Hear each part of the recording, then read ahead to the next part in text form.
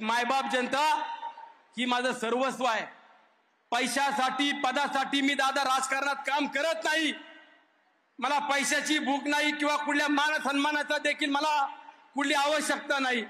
परंतु ज्या मायबाप जनतेने विश्वास ठेवलाय याच विश्वासानं आयुष्यभर तुमच्याशी प्रामाणिकपणे राहील. याच विश्वासानं तुमची सेवा करील. उद्याच्या निवडणुका होतील त्या होतील, काय व्हायचं होऊ द्या, परंतु पद प्रतिष्ठा महत्वाची नसते हेच मला माहिती आहे. आणि म्हणून माझ्या विरोधकांना सुद्धा सांगतो, माझ्यासारख्या कार्यकर्त्याला आया बहिणींना आशीर्वाद दिलं. बारक्या बारक्यावर बच्चा कच्च्यांनी सुद्धा आया बहिणींना सांगितलं की तू अण्णाला मतदान केलं पाहिजे. देवा पुढे हात ठेवून शपथा घ्यायला लावल्या. ते दिवस अजूनही सुनील शेळके विसरलेला नाहीये. आजही तो दिवस आठवतो.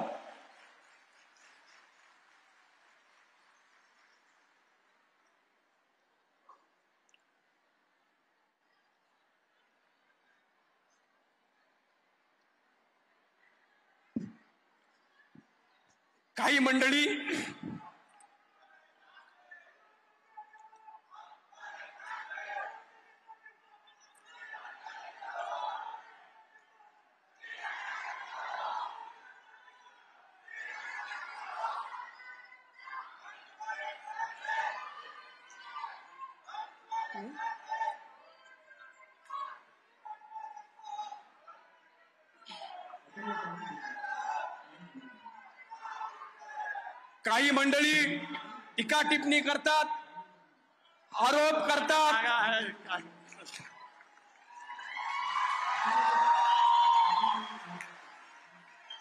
काही लोक टीका टिप्पणी करतात, आरोप करतात. मला आरोपाचं पण देखील वाईट वाटत नाही. परंतु माझा बाप कष्ट करतो, माझे भाऊ कष्ट करतात, माझी बायको सावलीसारखी उभी आहे.